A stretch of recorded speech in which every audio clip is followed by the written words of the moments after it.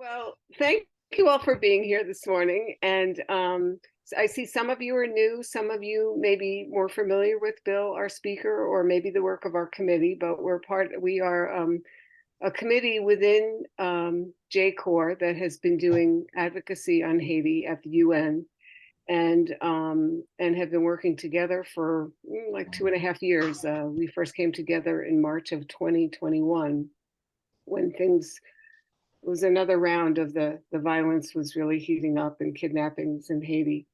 And we first came to know Bill really in the early stages of our committee. And when we had a webinar, we wanted to bring Haitian voices to the UN. And we asked Bill to be a respondent because we knew of his work. And he has been with us really from the beginning as a support and advisor and helping us along with suggesting different strategies, people we might contact, and always helping to support us to bring Haitian voices, the people that are, we are connected with through our congregations that are there. He was appointed the independent expert on human rights in Haiti in March of 2023.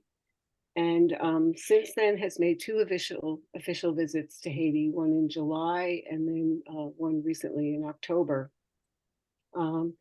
Just for a little background for you to know, Bill is a lawyer specializing in humanitarian, human rights, and refugee law, and he has a special focus on the establishment and maintenance of the rule of law in post-conflict situations.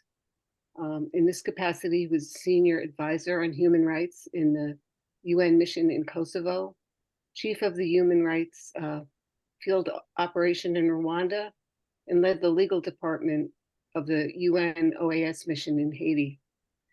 Bill was a major architect of the Kosovo Police School, an ongoing operation where he helped design the curriculum and taught classes on human rights and policing. He also helped to establish the Haitian National Police in 1995.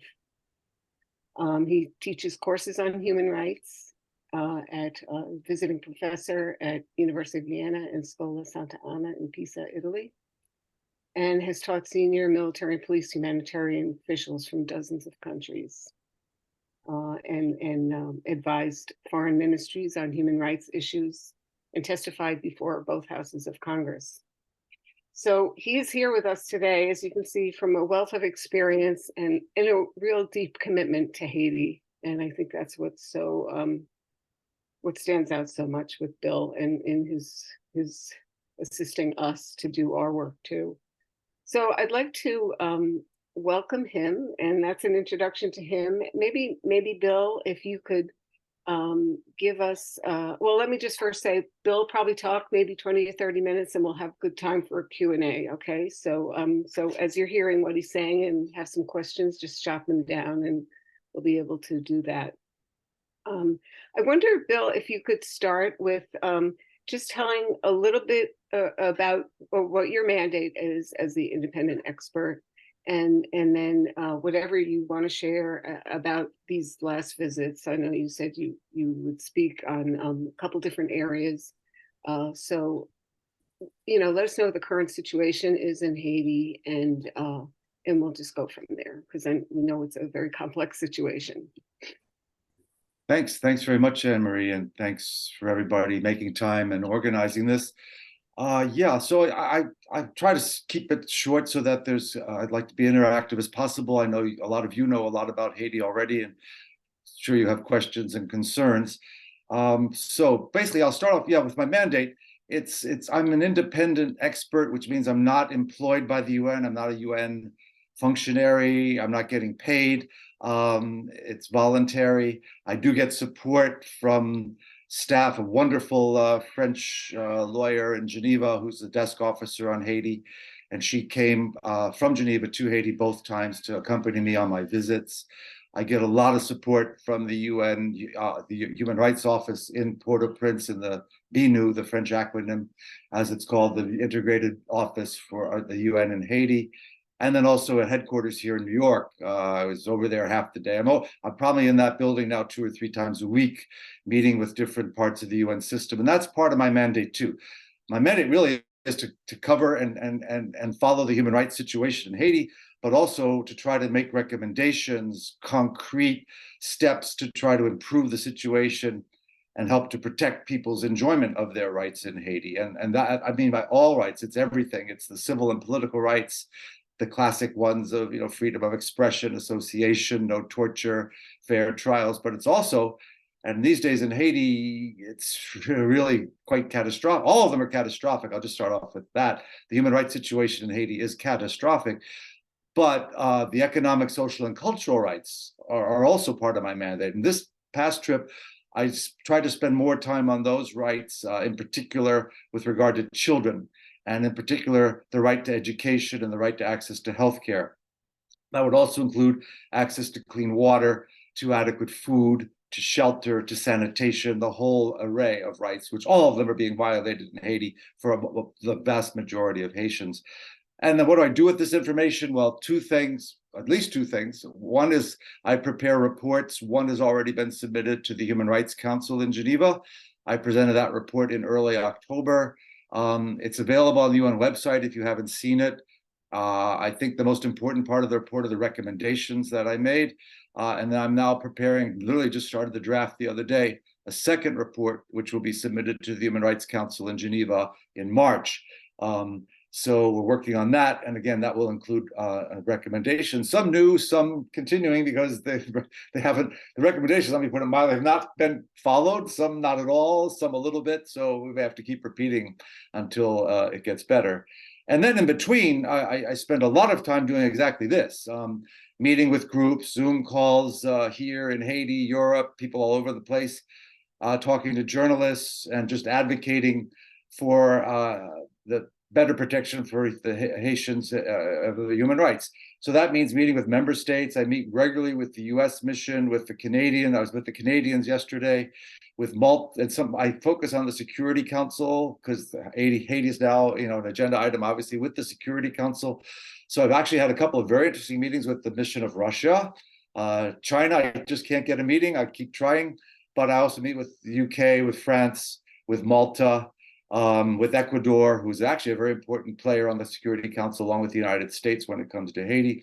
And then I meet with UN agencies, different parts of the UN system, whether it's OCHA, the Office for the Coordination of Humanitarian Affairs, with UNDP, with the political people at headquarters, in the Secretary General's office, and others. So there's a lot of, I would say, advocacy in the form of meetings, of Zoom calls, of papers, of short. They're trying to get me to use Twitter. I've never done this before, so I'm relying on the 28-year-old in Geneva to help me with that, and then they're going to try. So we'll see. I'm not sure I really believe in this, but I don't want to be an old fogey. Let's give it a try. So we'll see how that goes. So that's kind of what, there's more, but I think you get the idea of what my role is and the part I'm trying to play. I just thought I'd talk about a few issues based on my recent visit, which was only, I actually realized I came back 2 weeks ago today. I came back on November 2nd from Haiti. I was there for 10 days. As Anne-Marie said, it was my second official visit in this capacity. So I was able to meet a number of people. I have to meet for protocol's sake, but it actually is quite interesting, I have to say. Certain government officials, I've met the Prime Minister now twice. I've met the Minister of Justice now twice, the Minister of Foreign Affairs. As I said, I was trying to focus on some healthcare issues this time, so I met the Minister of Health. I met senior officials in the Education Ministry, but not the minister. He was in Paris or something at meetings. I meet with judges. I meet with prosecutors. I meet with, so that's the government side of things. I meet with civil society as much as I possibly can, because that's my roots really in Haiti, the NGO world. So I met with a whole array of human rights organizations that work in Haitian human rights organizations, women organizations, healthcare related organizations, education-focused organizations, women's groups, victims and survivors of sexual violence. And then I also then meet with the diplomatic community.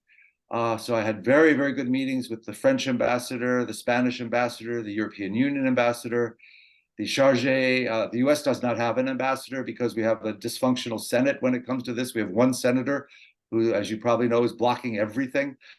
So I feel kind of bad for the chargé. He's waiting to get on to his next assignment, but he's stuck in Haiti until the Senate gets its act together. But he's a good guy. He actually has worked in Haiti before, knows the country well. And then I meet with the other UN agencies, of course, the different parts of the UN system already working in Haiti. I should also add, I meet with the police. I met with the Director General of the HNP, the Haitian National Police, and his senior leadership. So that's kind of I try to get as broad a sense of what's happening. Included in that is I always try to get out of the capital. It's not easy these days because of the violence and insecurity, certainly by road, so I have to fly. Last time I went to Cape Haitian in June and spent 3 days up there and met with a variety of people, including courts, prisons, police, and civil society, and some government officials. This time I went to the Northeast. I went to For Liberté in the Northeast, which was very interesting. And I was able also to go to Wanament, which is on the border with the Dominican Republic. I'll come back to that in a second. So I spent time in the Northeast, and again, it was very instructive. I visited the prison in For Liberté. I met with the chief prosecutor, the head of the court system there.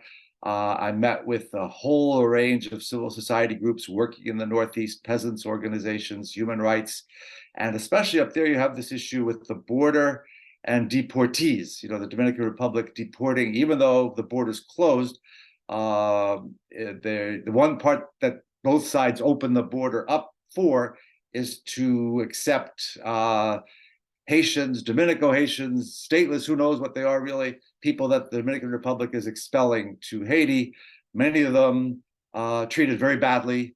And that's one part of the problem. The other part of the problem is the Haitian state has virtually very limited services for them when they arrive in Haiti.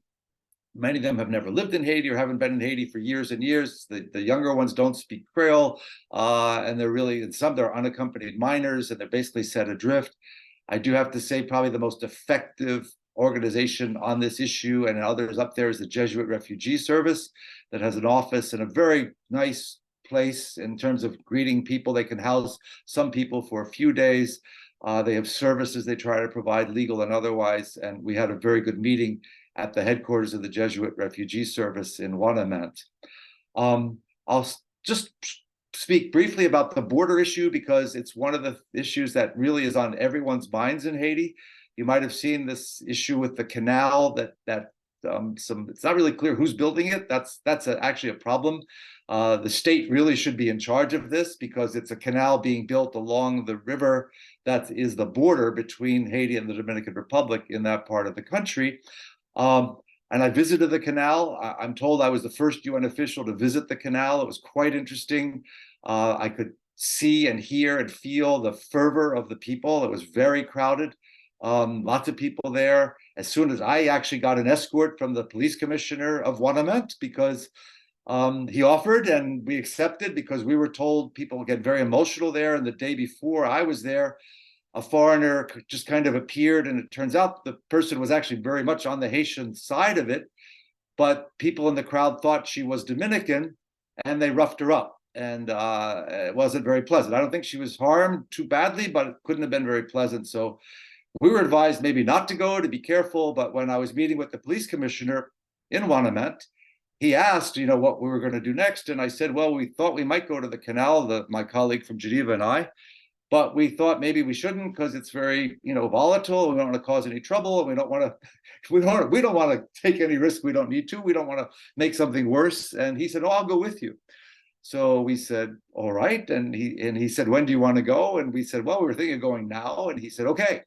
So off we went. And I have to say, in retrospect, I'm really glad the police commissioner was there because not that I felt ever endangered, but it just helped literally move around. I mean, I was surrounded by about 100 people, all with their cell phones, kind of taking my video, taping all this and asking me questions.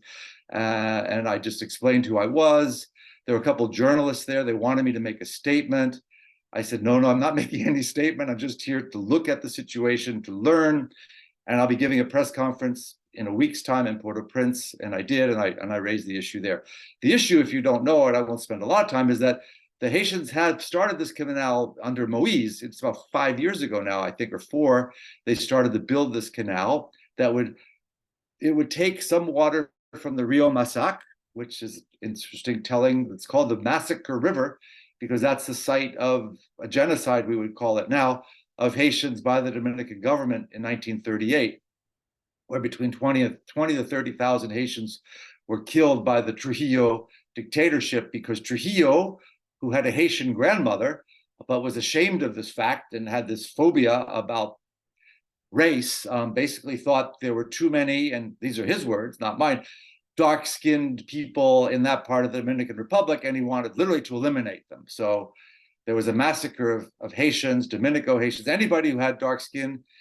They would make the person say the word for parsley. You might have heard this in Spanish, and Haitian Creole speakers have a certain way of pronouncing the word for parsley in Spanish, and that would be literally a dead giveaway, and they would be executed depending on how they pronounce the word. So this also runs very deep. I had a lawyer when I was meeting civil society. There was a Haitian woman lawyer who presented me a stack about 2 inches high of documents that she wanted me to send on to Geneva so that they would begin an investigation of this genocide of the Haitian community from 1938. So as with the Jews in the Holocaust, as with the Armenians and their genocide, this is really a crucial issue, especially for Haitians in that part of the country. And the Dominicans reacted, I'm going into that a bit, is when the Haitians just started to complete the canal that might take some water from this river, the president of the Dominican Republic issued an ultimatum for them to stop, or else he would close the border. And not only close the border, but he would end all land, sea, and air traffic with Haiti. And he did. And it caused is a huge impact on both sides of that border. It's also, well, it's bad for the Dominicans. They're losing $3 million a day because they have a $1 billion a year surplus in trading with Haiti. And so some of the Dominican business community is very angry with their own president.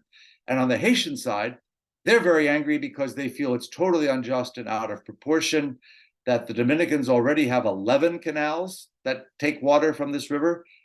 It's actually a ditch. When I saw it, it's barely, 6-8 feet wide, and it's not very deep, and it's going to take some water, but in no way is it going to endanger, as the president of the Dominican Republic says, the security and access to water and all this stuff he's saying about this canal project. So my Dominican friends tell me it's pretty much linked to politics in the DR. There are elections there coming.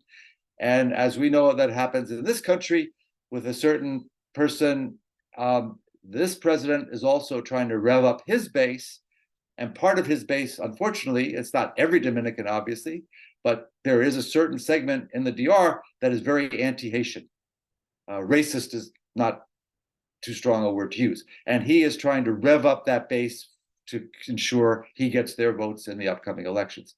There's a treaty, there are agreements that cover, there's a treaty between the two countries. If you have a problem about the border, about water usage, you sit down, you talk about it, and you work it out. You don't issue ultimata, you don't close borders. But that's what's happened. The Haitians now, he got so much pressure from his side, he started to relent and opened up the border for certain things. The Haitians said, not so fast, we'll show you. And they said, the border's still closed as far as we're concerned. So that's the part of the pride, the unification. They're Haitians sending money, poor people in way distant parts of Haiti that are sending money to help build the canal. They're so angered by all this. That's the good part. The bad part is that humanitarian aid is not getting in. And I've also worked with some medical facilities along the border, and they're really hurting because they depend on shipments from the Dominican Republic for medicine, for oxygen tanks, for equipment, for surgical gloves, for syringes, you name it. One surgeon told me he has anesthesia for 3 days left. So he ended all elective surgery. He only has 3 days left for emergency surgery. So I understand the fervor behind this, but it also is having a very negative impact in Haiti. But the issue is so explosive. When I raised this with the prime minister, I said, and you're a doctor, I said, can you try to work out some exception for humanitarian assistance? He basically said no. First of all, he's so weak, his power is so limited. I think his view, and he's probably right in this analysis, I think he still should be able to do something, but his analysis is, if I look like I'm giving up anything, if I'm showing any kind of weakness towards the DDR, I'm finished. So unfortunately, they're stuck. And one of the reasons that groups have to depend so much on the Dominican Republic to get their supplies is because it's so difficult, dangerous, and expensive to get medical equipment out of Port-au-Prince. So we come back now to Haiti and the gang problem. And the gang problem, I don't know if you followed earlier this week, it's gotten only much worse in the last 72, 48 hours. There was a gang leader, Iska, who died under still very unclear circumstances on Sunday night to Monday morning. And he was really, people tell me he was actually the real leader of the G9 group. It wasn't so much Barbecue. Barbecue was the one always in the press, but kind of the brains and planning behind it was this guy, Iska, who, it's one of these tragic stories. He was a physics and math high school teacher in Cité Soleil before he started to become literally a gangster. So he's an intelligent, smart guy, certainly just went down the wrong road. But anyway, he's dead now. And there's a fight, as any vacuum for power, there's a fight both within the G9, which is a coalition of gangs, and certainly then between the G9 and other gangs to take territory, to control crossroads, to control important intersections and roads, because this is the main way the gangs are making money these days, is by hijacking trucks, cars, anything coming through. You have to pay them, and you have to pay them more and more, or else they'll not let you through, they'll kill you, they'll kidnap you, and or they'll steal everything in your vehicle. And a lot of the medical people tell me they simply cannot afford in any way to put their staff in danger, their vehicles in danger, and they can't pay the extra cost that now goes with getting your equipment through these checkpoints. So the gang stranglehold on Port-au-Prince has enormous impacts, not only in Port-au-Prince, but outside the country. It flows all the way outside the country. When I was in the Northeast, there was very little fuel. In fact, the hotel I was staying in, I mean, believe me, it was not a hardship. I had 2 nights of this, it's fine, but there was no electricity, no hot water. They have a big generator, but they have no fuel to run the generator. Why is that? Well, one is the border closing. They used to get a lot of fuel from the DR. Secondly, the other fuel would come up from Port-au-Prince, but now there's a gang controlling the road, especially through Montcadri, which is one of the main routes up through the Central Plateau and up to the north, where they put so much taxes on those fuel trucks that a lot of the fuel trucks say it's not worth it because we can't make a profit anymore. So there was very little fuel up in the Northeast. The prison I visited in Fort Liberté had no electricity. I had to visit it before night fell, because once night falls, the prison's dark. Imagine that, a prison where you can't see what's going on inside. And that's true. The police commissioner had no lights. We met in his office. We went to the prison first, and then we went to his office, and we were using our cell phone lights to see see each other and figure out. Well, when I was taking notes, I could see what I was writing. So this impact is huge all over the country. It's very dangerous. There are now some religious groups that might be of interest to you guys. Some religious groups, there's a South Korean congregation that runs a school and a hospital in Croix des Bouquets that is basically surrounded yet again by gangs. They only have a few days left of food.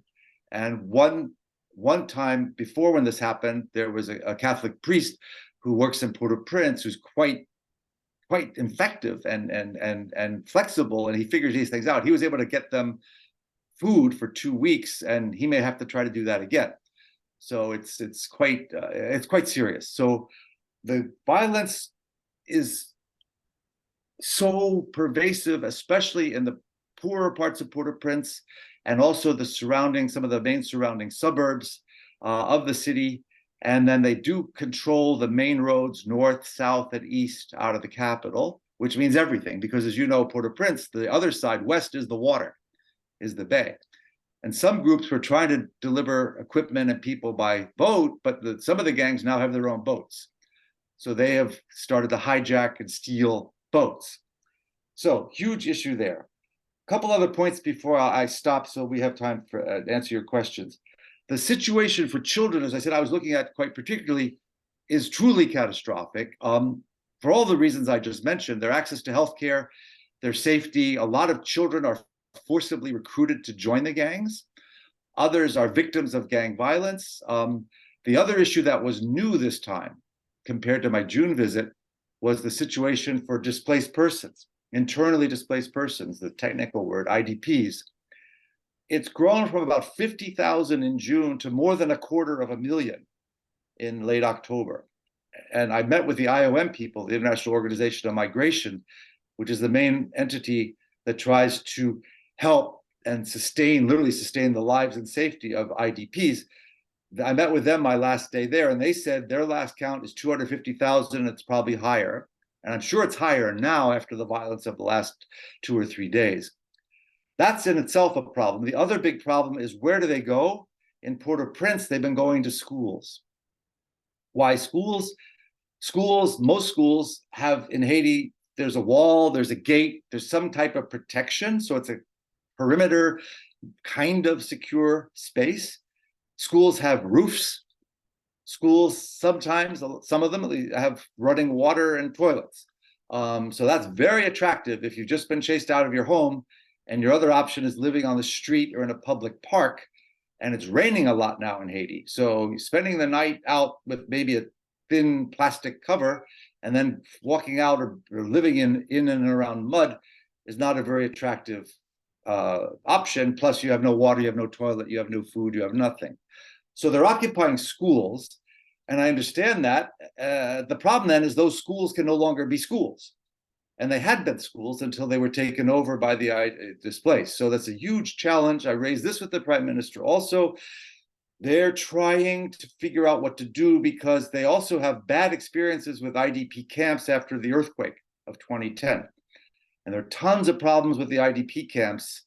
One of them was that the camps actually were offered better living conditions than people who stayed at home. So you had it actually did happen. I was there, I saw it, that people who would literally come into the camps in the morning, get fed, use a toilet, get some other water and food, and then they'd go home in the evening. And so it wasn't just, and I don't blame them. So it wasn't just IDP. So they don't want the camps to be a pull factor, as they would call it. They don't want the camps to be attracting people who already have homes. They also want to get the people out of the schools. So they don't want them to get too comfortable because they need them for schools. So there's a very delicate balance they have to find between sustaining these people. So they do get fed, they do have some water, there is minimal medical care. The girls and women are very exposed and vulnerable to sexual attacks. But they also don't want them to stay because they do need them to be schools again. So this is a huge problem, and it's relatively new, and it does affect children in a big way. I visited the prison for minors in Port-au-Prince. It's the only juvenile prison in all of Haiti. It was built to hold 60. It's right behind the Delma 33 police station, for those of you who know Haiti or Port-au-Prince. It wasn't bad in the past. It had 90 young men. They're all teenage boys. But what's happened since last May is, those of you might remember, last May, the women's prison, there was one prison for women in Cabaret, which is in northwest of Port-au-Prince, about an hour, depends on traffic. That area got overrun by a gang. The whole prison was surrounded by gangs, so they had to evacuate all the female prisoners and the staff. Where did they put them? We had to find a place for them. They put them in the prison for minors. So now you have a huge multiple level problem. So you have 90 teenage boys. 89 of them have never been convicted of anything. One has been convicted of a crime. Most of them are in there for petty. Like, I asked a few of them, why are you here? What's it? They said, well, they charged me with vol. I said, what did you, well, okay, what theft? What did you steal? What did they say you stole? A pair of shoes, a telephone, a bicycle. Now, even if it's true, a lot of these kids have been in prison much longer than the sentence would require. So that's one problem. The other problem now is you have 145 females who've been crammed into this space built for 60. So if my math is right, you have 235 people now in a place built to hold 60. So now you have that's like most of the other prisons, the one in Fort Liberté, Cape Haitian, the National Penitentiary. Now you're at that level of having 3 to 4 times the capacity that you're meant to have. In addition, of those 145 women, only 22 of them have ever been convicted of anything. The others are all awaiting a trial. Same thing. What are you here for? Petty stuff most of the time. There's some very old, sick women that I saw, and the cells are just inhumane, crowded, hot, no waters, no water, no toilets, jammed in there for hours at a time, very little air or light circulating.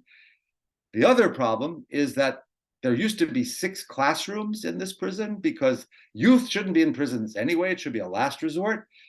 But even the ones that are, you should be trying to rehabilitate, make sure they're still going to school and learning. And they were doing that decently, certainly, before the women all had to arrive. But now they've lost 3 of those 6 classrooms because they had to find some other places to put the women. So now you only have half of those 90 getting any kind of education while they're waiting and waiting and waiting. The other half are just crammed into their cell, and they're not separated.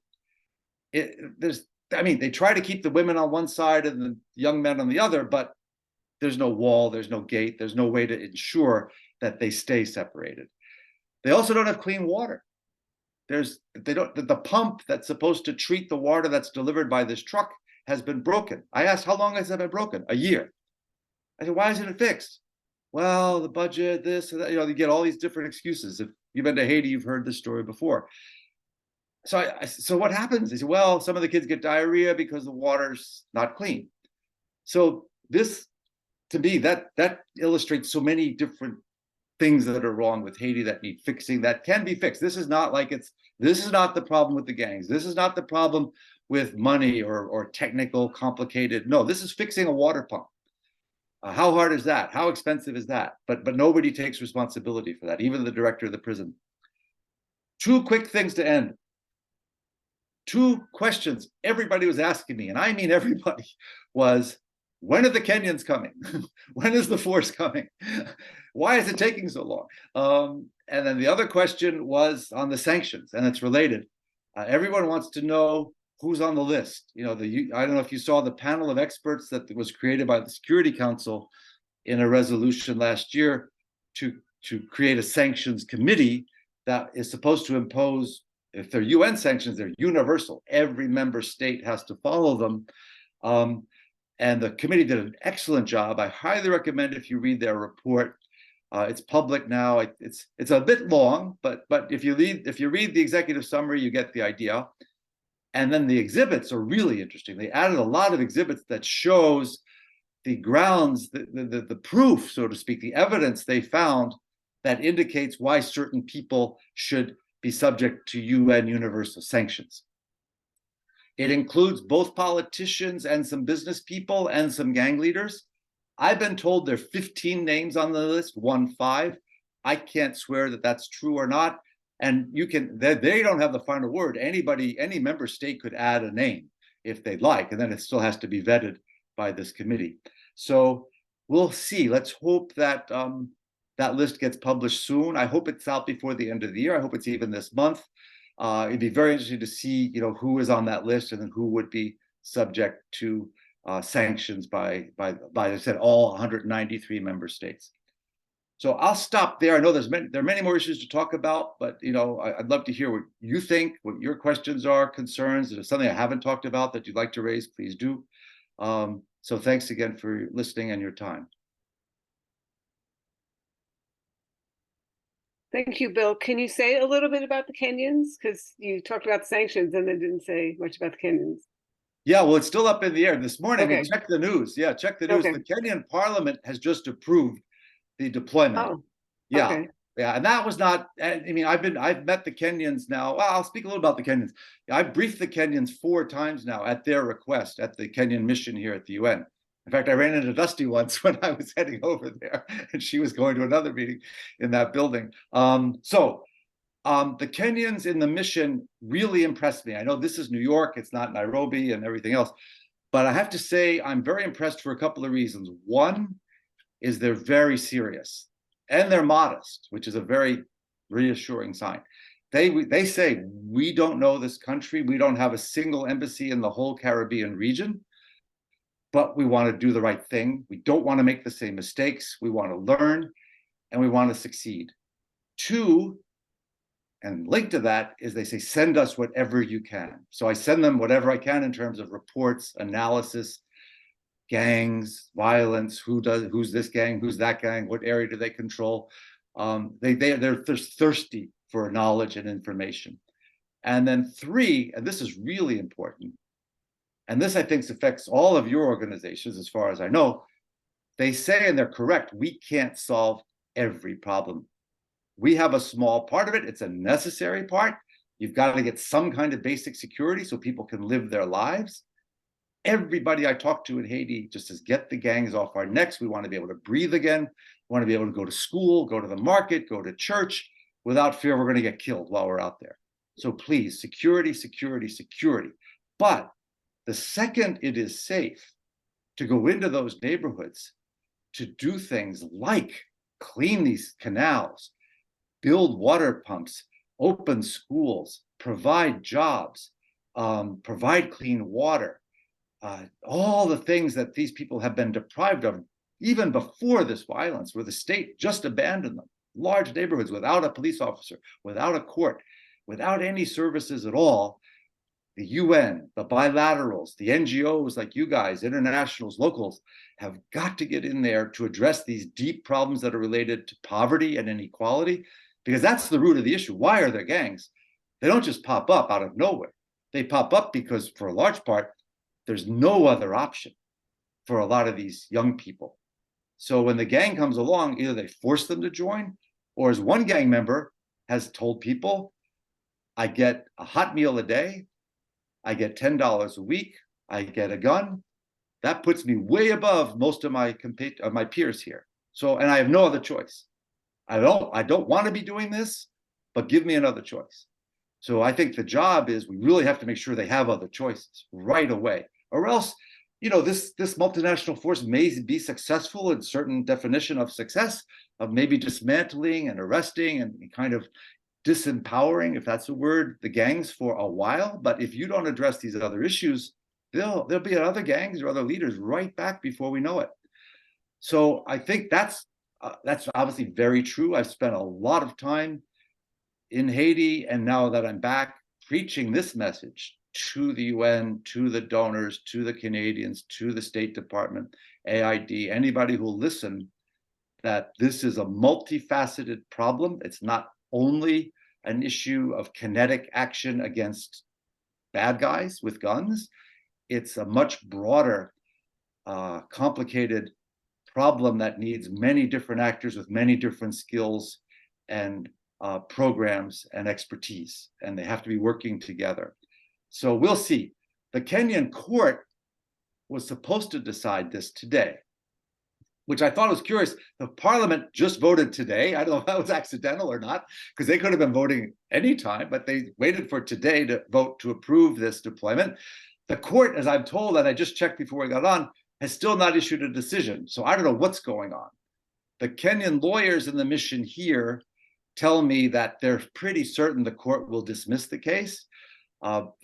It's brought by opponents of the president. It's more a political ploy by the political opposition in Kenya to try to make life difficult for the president, Ruto, it seems. And I know that their claim that it's unconstitutional to send Kenyan police outside of Kenya is just false, because I have worked with Kenyan police in Kosovo, in Bosnia. They've been sent to Timor. They've been sent to South Sudan, to Somalia, to the Democratic Republic of Congo. This is nothing new for Kenyan police. So I just, I don't understand what's holding up the court, but we'll see. So that's a bit on the Kenyans as far as I know. It's not just the Kenyans. It's not, they are going to lead it, but there are other countries that have already committed to send police, including the Bahamas, Jamaica, Antigua and Barbuda, and lately Chad, Senegal, Spain, Italy, and possibly Mongolia and the Philippines are also have expressed interest in participating in this effort. So we'll see. We'll see when all the dust settles. But Kenya will lead it. That's the idea. Great. Thank you so much. We've heard a lot. So I have some questions, but I'm sure Anyone else, if you want to jump in, please just raise your hand if you have a question yet. I can't see the whole screen, Katie, so can you, okay, Pauline?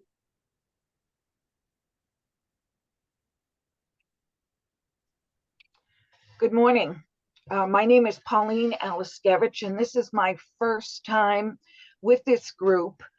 I will just tell you a little bit about me. I would like to say that, Bill, you did an amazing job, and it's overwhelming to think about what's happening there. And I am very much aware of it. I get information from people on the ground there. I was privileged to attend the Sisters of the Presentation of Blessed Virgin Mary IPA in June, which is where I met a lot of people. And the sisters are not located in Haiti, so they don't have a stake there. But I was referred to a UN person, Despina, and I've been in touch with her, and she's the one that pointed me towards this group. And I'm very happy to be part of it because I think most of you probably have some of the same problems and issues that I have. We run a nonprofit independent of the Catholic Church, but under the Catholic Church for our tax status. We work with sisters in Port-au-Prince, the Daughters of the Mary Queen Immaculate, who run 10 schools throughout Haiti. And we have a school right in Croix-de-Bouquet that has been in trouble for the last couple of years. I visited Haiti 7 times myself. Every year we went to deliver our backpacks to our students at the schools, get their photos and information, and send that back to our sponsors who know that we really saw these kids, we touched them, we talked to them. It has been a life-changing effort for me and my family. One of 2 things I would like to comment about is we recently took on a seminarian student, and the gangs have burned the seminary. I think it's in Jacmel. And these young men moved with a priest into the Dominican Republic. And when they did that, I was very worried about them because I know that there's a lot of tension between the 2 companies. Excuse me. I get very dry. And the student texted me or messaged me and said they were in grave danger because the people at the border hate them and don't want them there. Now, these are young men who are studying to be priests. What consequence could they be to the people in the Dominican? So I was in touch with the head priest, and I said to him, why can't you go to Lakai, where the bishop is, and be safe and go someplace else? And listening to Bill, I can see the problems, not only travel, but thievery, killings, everything on the roads back and forth. So I am praying that these young men will find safety and can continue their studies. Our people in Haiti have been going out to deliver the backpacks to the children. They have taken over all of that work, and they go out to 6 schools of the 10 and see the children that have been able to come to school because it's safe. And it's very dangerous for them. And I'll say it to you, but I haven't told my sponsors, we have been thinking of stopping our shipping because of the dangers of our people and our sisters and the children themselves, just walking to school or going to school. Our sisters do their best to continue the work and educate children.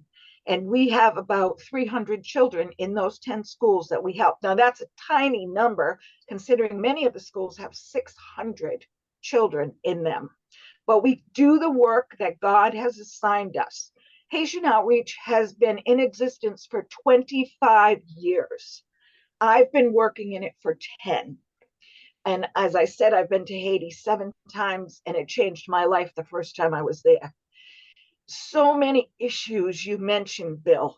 Clean water, sanitation, places to live. I actually saw one tent city myself the first year I went, and they were just displacing people, getting them out of there.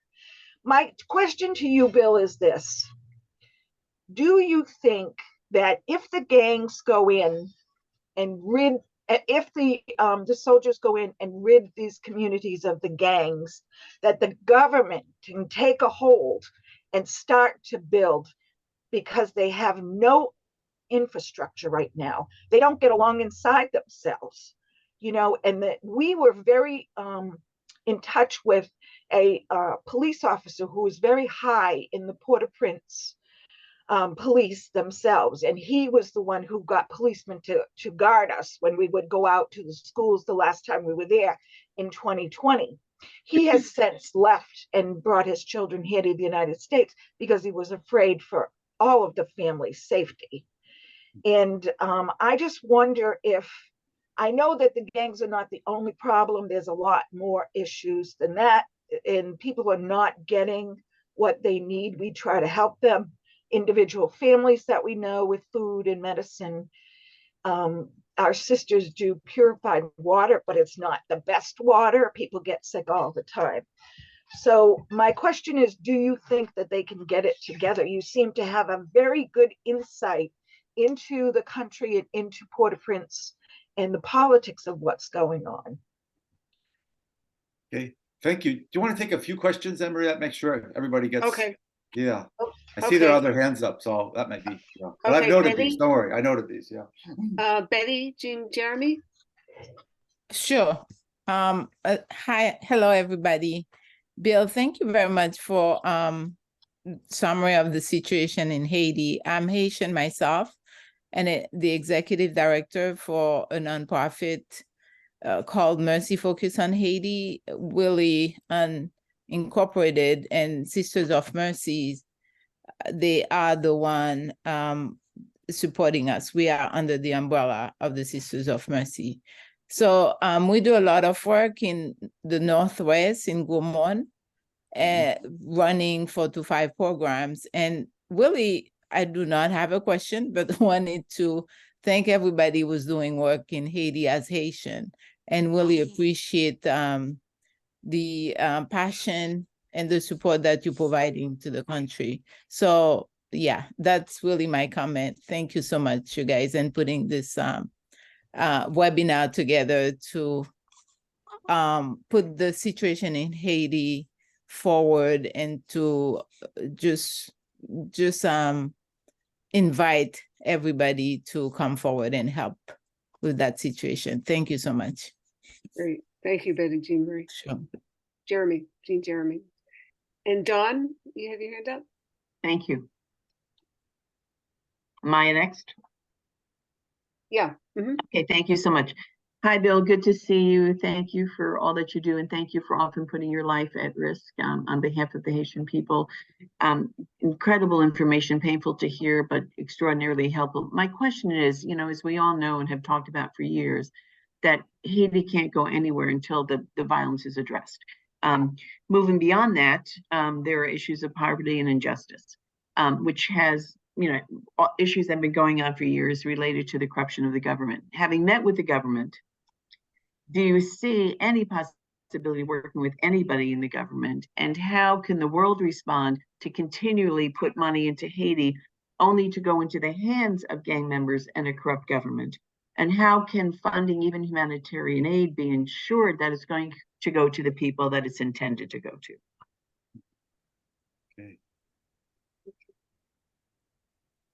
Okay. Any other hands? Thank you for that question, Dawn. Any other hands?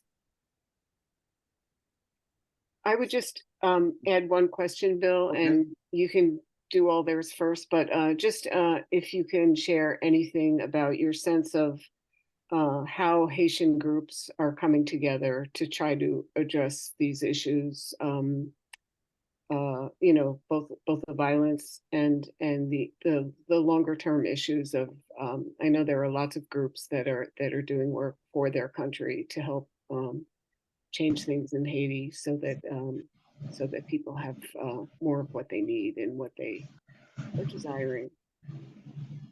Oh, Teresa, there's some more hands. Do you want us to go more? Maybe I'll just take these, and then we'll do another round. Okay. Okay. So you can save mine for the second round too, if you want, or whatever. Yeah. Okay. No, and thank you. No, I had Sisters of Mercy in parochial school, so yeah, it brings back some memories. Mostly good, but anyway. With the gangs and afterwards, what comes next? The state. I think those questions kind of go together in some ways. And yeah, let me try to answer.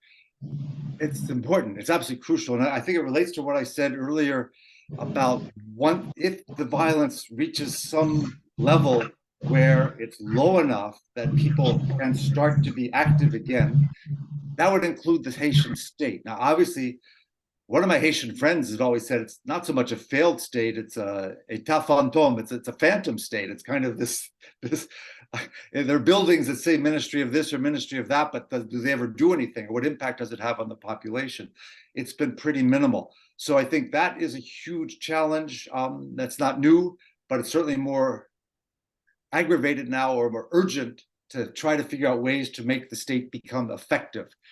And I think this relates to Dawn's question too. I think it's possible there are some very good people. I'm not talking about the politicians now, and I'm not talking about any current minister levels, because those are politicians. We know Henri was never elected by anybody. He's in there almost by chance because of the core group. All those things are true, but they're not the only people in the state. There's some really brave, and I mean brave people working in all different parts of the state that I have met.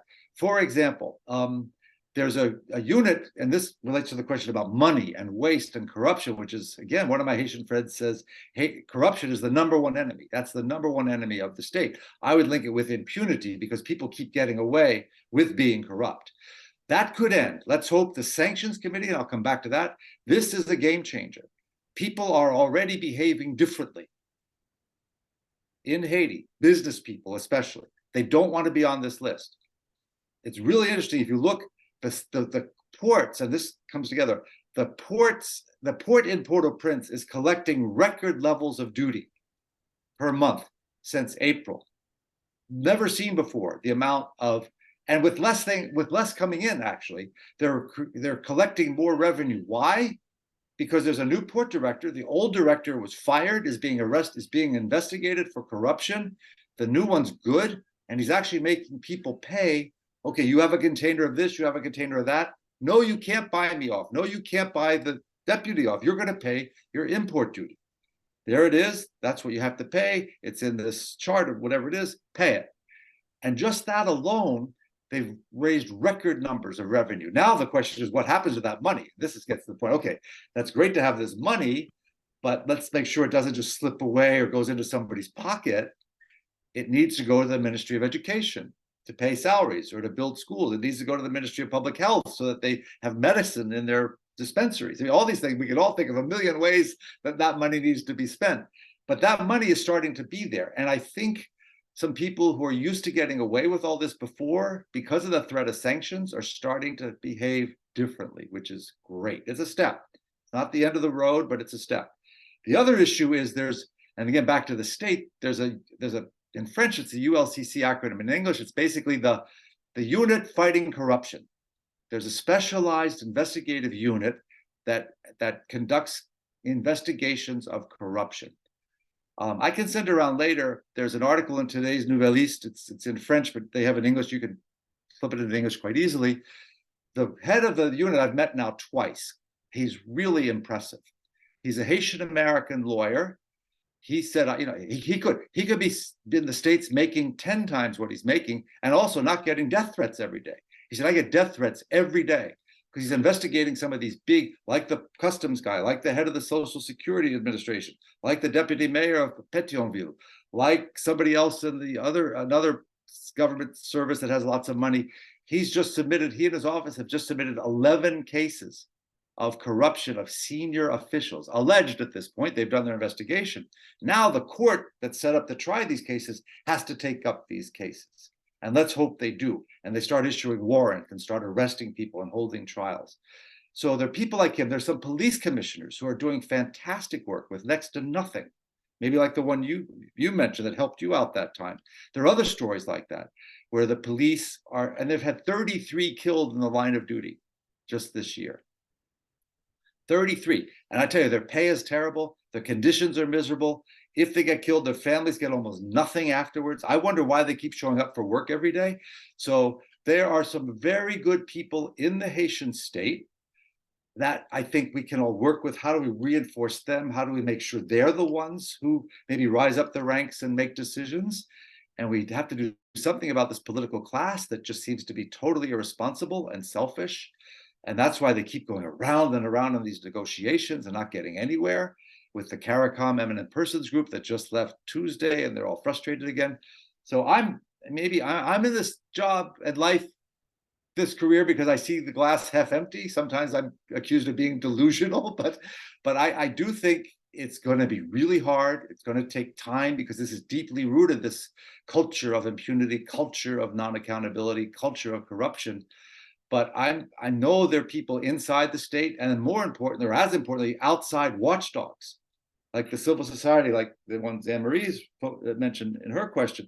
There are groups that are trying to work with the parts of the state that is worth working with, and giving them information, giving them support, giving them help to try to hold people accountable.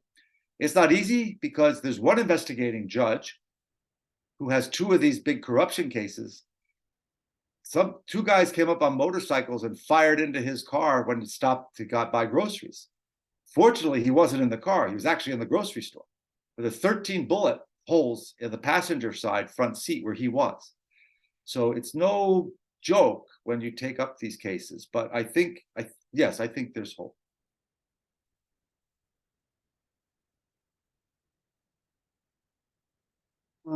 Okay, Teresa, you had a question? Should we go to the next question then?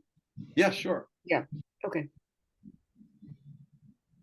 Thanks. I am curious to hear your take on some of the differing opinions that at least we who are very much outside of Haiti have been hearing towards the UN Security Council resolution, particularly regarding the potential arrival of Kenyan security support. You mentioned earlier that you seem to, the overwhelming trend of comments that you receive is, when are they coming? How soon can they come? Very much seem to be, from what you said, kind of in favor and waiting with bated breath for their arrival. But then, we've also seen letters come out from coalitions of civil society organizations that are Haitian in identity, both inside and outside the country, and other individuals, than the webinar that we had last week, that are certainly much less in favor of any kind of intervention of a militaristic or armed nature, even if it is police versus military per se. But anyone arriving with weapons as an outside entity, a non-Haitian entity.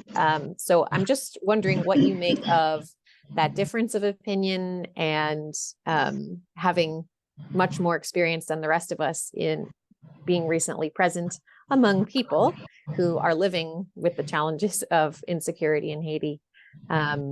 What you take to be it seems that you take the favorable, seems to be the larger, the majority opinion. But could you help us just to get our heads around what you hear and what you assess to be, I guess, the dominant thinking of Haitian people who are seeking security for themselves?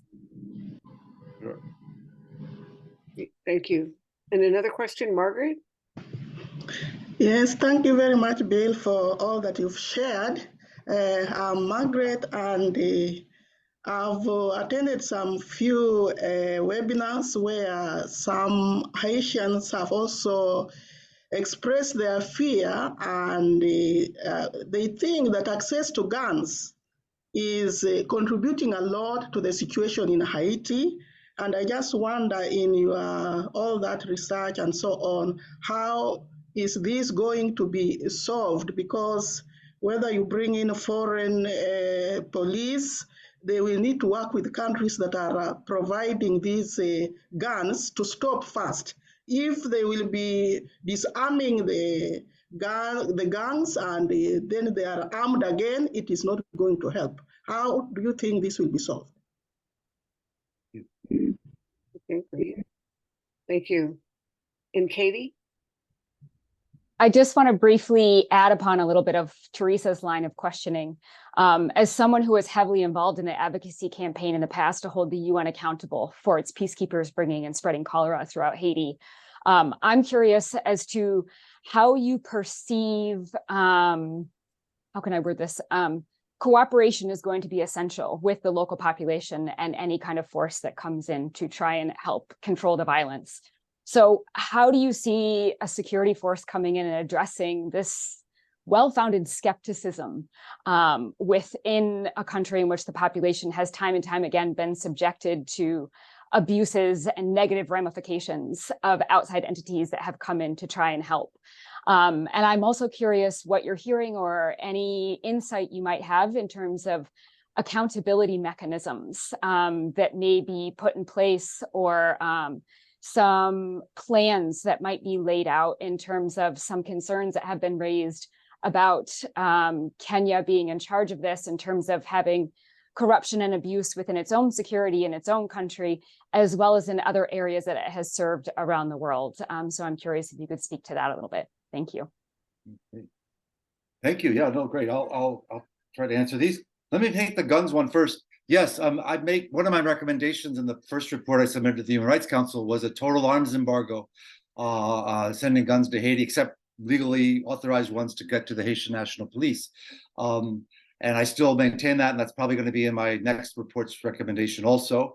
Most of the guns come from the United States, our country. So any of you who have access to Congress people, politicians, leaders, whatever, get their ears and say, this has got to stop. I've had a number of meetings with the State Department, and I have to say some of them are frustrated because they go to Homeland Security and say, what's going on here? I mean, they're these, and everybody knows that the overwhelming majority of the guns from the United States come from the Port of Miami, from one little part of the Port of Miami where all these little freighters leave to go to Haiti.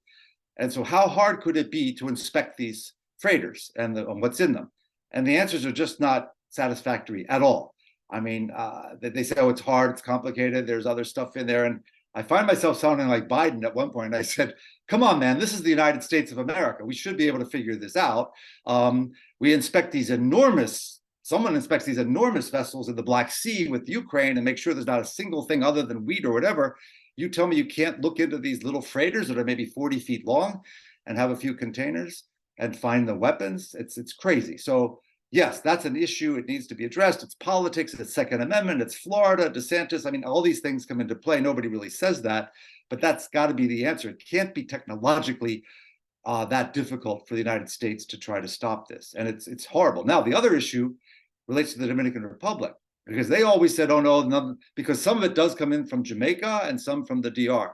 They always said, oh, no, nothing from here. Well, that's not true, because it's interesting. The last day I was there, I was having a meeting down in Tabar, which is a gang-held area, and it's okay to be there in the daytime, but you have to get out by dusk.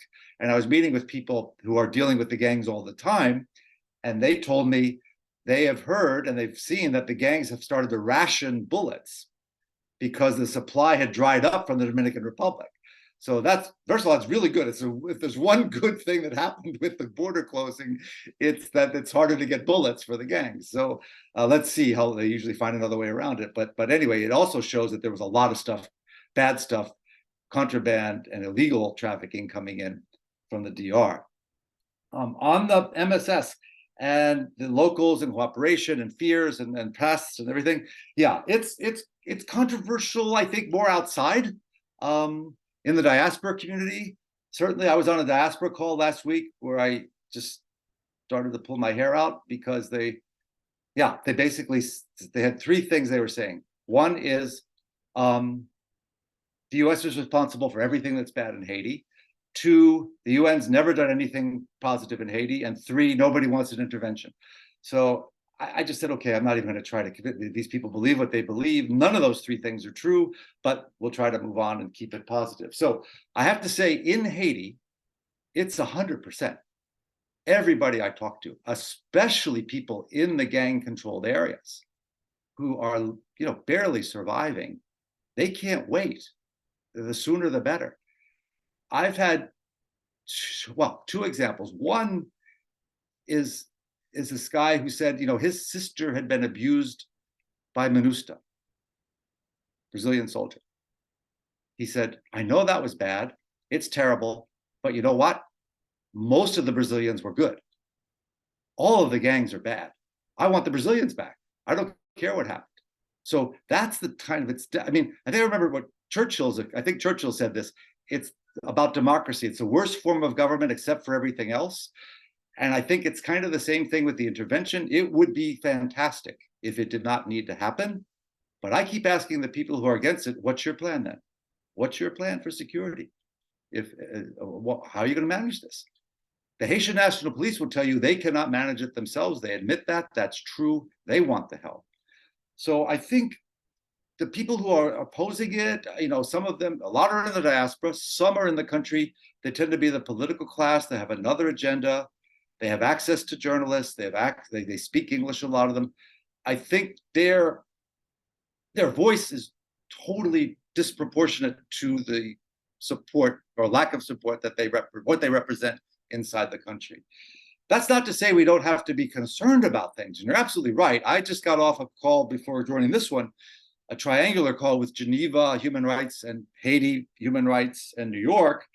And they are spending, and you look at the resolution that authorizes this force from October 3rd, several things jump out at you. One, I think it's very interesting. There's a whole paragraph on, and never seen this before in a Security Council resolution, about securing your sanitation system. Make sure that your water and nothing leaks into any, we saw with the Nepali battalion and cholera. Two, is there very strict and clear oversight accountability mechanisms built into that resolution. And that's what the Geneva and the Haiti people were talking about. They are going to be watching the performance of this force like hawks.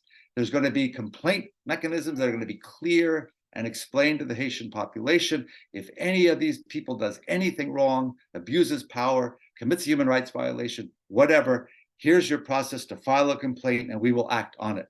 Everyone's totally aware that there was a bad past. I think people forget the good that MINUSTAH did. There's a lot that it did well, and Haitians, as this guy did, he was grateful to the Brazilians, except obviously there's one horrible situation with his sister, but they know that they can't afford any slip-ups, especially when it comes to sexual exploitation and abuse. The SEA person is in Haiti. I met her twice. She's working on the old cases, the paternity cases, where she spent the day getting bank accounts for 3 of the women who had MINUSTAH babies, and they've been able to secure financial support from the father in Uruguay, in Sri Lanka, whatever battalion they were in. So she said, I don't want any new cases, but who knows, something may happen, and she's there to work on that. So I think, there's a risk, obviously, of something of misbehavior. With 2,000 to 3,000 foreigners roaming around, I think we won't be able to avoid some violations, some problems. But I think the key for Haitians is that there's accountability. That's the problem with cholera, especially. And I still am so furious with the Ban Ki-moon and the failure of the UN to admit they were wrong, to provide compensation, to keep trying to deny it, to shove it off to someone else. And I told them, not just me, this is going to come back to bite you.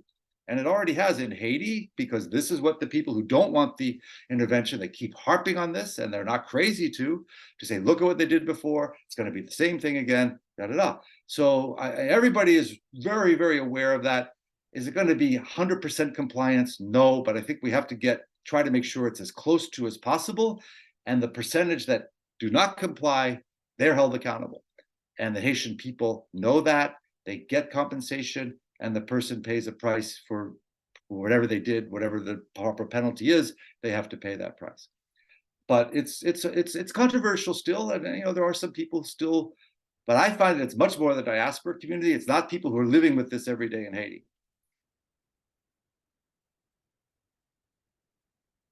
Oh, just before I forget, offline maybe, I know an Episcopal priest in the Dominican Republic who's Haitian.